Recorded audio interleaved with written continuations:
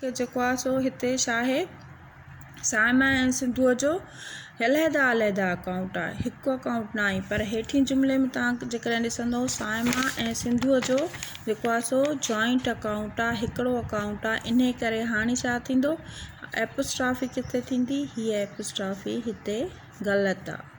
According to the rule the apostrophe जेकॾहिं ॿिन्ही जो something is between two peoples, जेकॾहिं काई शइ ॿिनि माण्हुनि जे विच ते हिकु आहे त एपोस्ट्रॉफी हमेशह सेकेंड वन सां लॻाई वेंदी, फर्स्ट वन सां न लॻाई वेंदी अकॉर्डिंग टू रूल।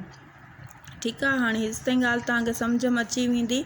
जेकॾहिं काई शइ ॿिन्ही जे विच ते अलहदा आहे त एपोस्ट्रॉफी ॿिन्ही सां कहिड़ी थींदी, इहो जुमिलो सही हूंदो। जेकॾहिं काई शइ ॿिन्ही जे विच ते हिकिड़ी आहे त पोइ एपोस्ट्रॉफी छा थींदी आहे, सेकेंड वन सां लॻाई वेंदी आहे। ठीकु आहे, हाणे असां थोरो अॻिते था हलूं त असां अॻे कंपाउंड नाउन जे लाइ हिकिड़ो वीडियो ठाहियो हुयो, उहो जेकॾहिं तव्हां न ॾिठो आहे त मथे तव्हां मुंहिंजे चैनल ते सर्च कंदव, हुनखे ॾिसंदव त उहो कंपाउंड नाउन जो तव्हांखे वीडियो मिली वेंदो। हाणे कंपाउंड नाउन में प्लूरल फॉर्म करण जे लाइ असां जेको आहे सो एस इस्तेमालु कंदा आहियूं। एस किथे इस्तेमालु कंदा आहियूं, असां जेको रूट वर्ड हूंदो आहे उन सां गॾु एस इस्तेमालु कंदा आहियूं, के हुन सां जेको सेकेंड वर्ड सां असां एस इस्तेमालु न कंदा आहियूं।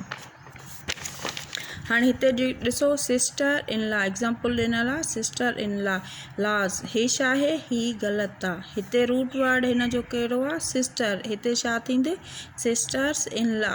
हाणे according to the compound noun खे प्लूरल करण जे लाइ एस असांखे रूट वर्ड सां इस्तेमालु कंदी आहे, हे हिन जो सही आहे। इन एपोस्ट्रॉफी, हाणे एपोस्ट्रॉफीअ में इहो ई जुमिलो ॾिठो, sister in loss marriage, sister in loss marriage.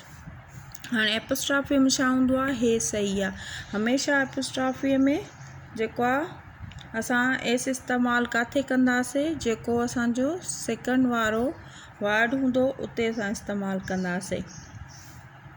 हाणे इंशाअल्लाह हीउ जेको आहे सो वीडियो तव्हांखे ज़रूरु पसंदि ईंदो, हिनखे थोरो गौर सां ॾिसंदा। जेकॾहिं हिकु दफ़ो ॻाल्हि सम्झ में नथी अचे त इनखे तव्हां ॿीहर रिपीट करे ॾिसो। जेकॾहिं कुझु ॻाल्हियूं सम्झ में न आयूं आहिनि त तव्हां मूंखे कमेंट बॉक्स में वञी ऐं कमेंट्स कयो। हिन चैनल खे लाइक कयो, सब्सक्राइब कयो, do my channel like and share my videos to your friends, your family members.